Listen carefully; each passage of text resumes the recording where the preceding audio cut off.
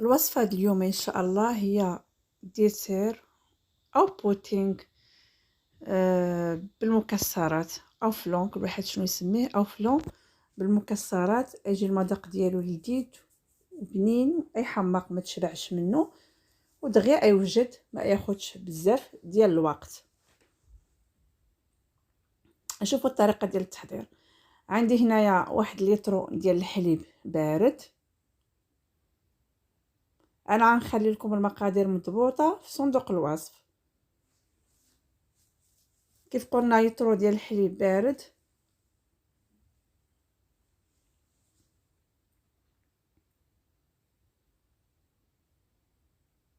البوطه الغاز راه طافي، مازال ما شعلناش عليهم العافيه. زائد كاس ديال السكر سنيده،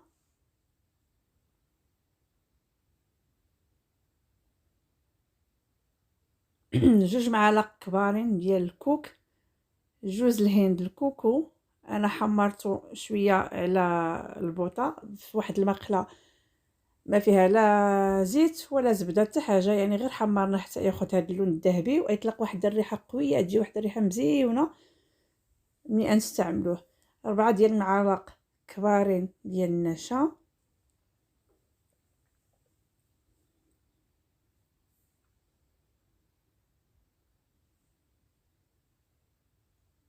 واحد صفار بيضه،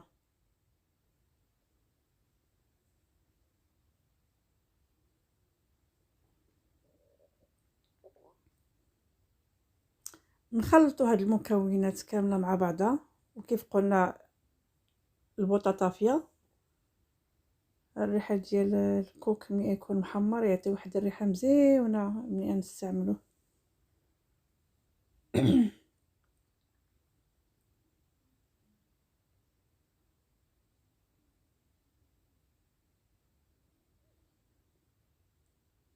نحركو مزيان من التحت، وانا نحركو باش ما يلصقش داك النشا، باش ما تلصقناش في القاع ديال الطنجره.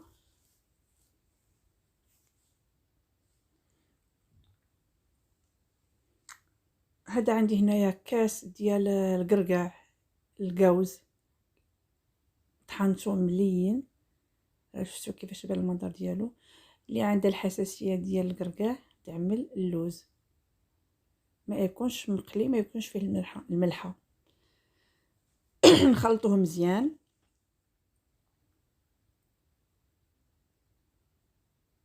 دابا عاد غنشعلوا عليهم العافيه، وعندكم متوسطه. غنبقاو نخلطوا من التحت مزيان، قلت لكم باش ما يلصقناش الخليط في القاع ديال الطنجره. نستمروا في التخليط، نخلطوا مزيان. انا غنستمر في التخليط ومن بعد غنوريكم الشكل ديالو ملي يرجع ثقيل، تيرجع لنا ثقيل شويه ونشوفوه ديك الساعات. ها هو الشكل ديالو من بعد ما دابا تقريبا واجد.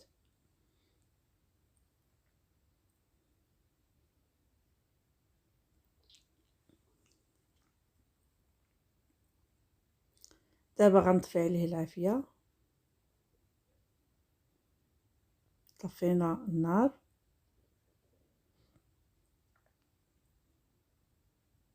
شفتوا كيفاش جا الشكل ديالو دابا؟ هكا خصو يكون. التزموا غير بالمقادير كامله مضبوطه كيف غنكتب لكم في صندوق الوصف، وغيجي واحد الديسير مزيون يحمق. انا غنبغي نسمو بواحد المعلقه ديال الماء د الورد، الماء د الورد د الماكله ماشي ديال التجميل. ندير واحد المعلقه هكا، تقريبا معلقه ديال الماء د الورد. تقدر تستغناو عليها ولا تنسم اللي بغيت، اما الماء د الزهر ولا الفاني، حتى الفاني عاجي معاه مزيون،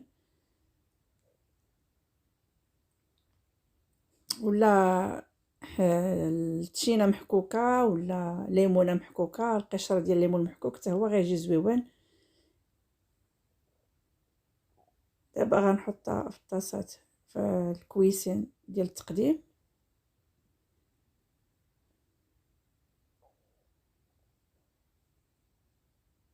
شفتوا كيفاش خاتر هكا خصو يكون الخليط ديالكم، خصو يوصل لهاد المرحله هذه، يكون هكا قاصح شويه. خاطر.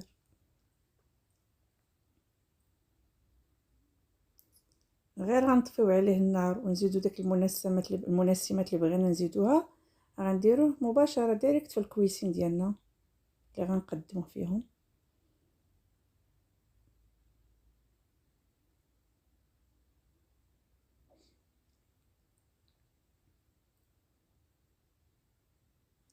غنعمر الكيسان ديالي.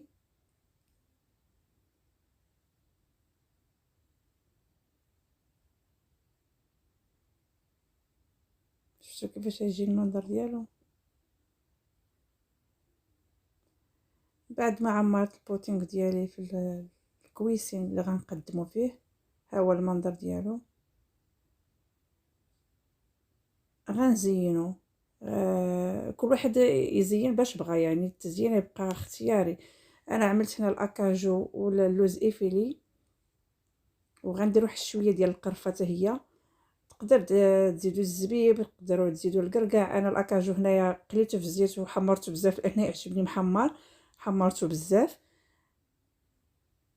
تقدر كيف قلت لكم الكركاع مهرمش، تقدر مع الزبيب، البيستاج، شويه ديال الكوك حتى هو يقدر يجي مزيون من الفوق. يعني الكوك بالحق حمره باش يجي مزيون. يبقى التزيين اختياري.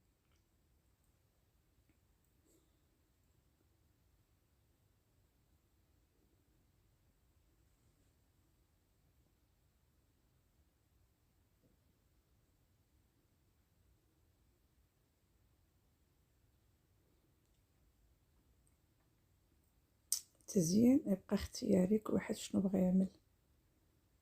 غنزيد هاد الحبيبات انا ديال الاكاجو هنايا، وتقريبا راه جاهز. تقدر تاكلو حتى دابا مباشره، حتى دافي شويه يجي مزيون.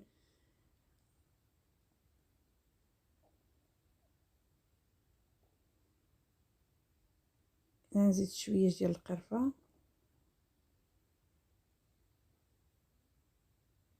ولا تقدر تعمل غير القرفه بوحدها يعني بلا مكسرات من الفوق، حتى هي تجي ما يجي المذاق ديالها زوين، يجي منسجم مع هاد النوع ديال البوتينغ.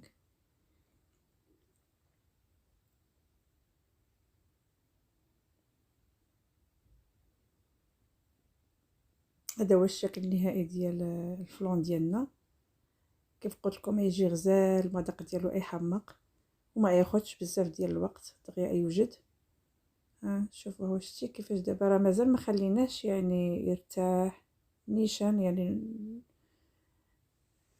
نيشان بعد ما طفينا عليه كبيناه في الطويصات ديالنا درناه. شفت كيفاش جامد. نتمنى باش يعجبكم الوصفه ديال اليوم ان شاء الله وتجربوها. وشكرا على المشاهده ديالكم بزاف، والسلام عليكم ورحمه الله تعالى وبركاته.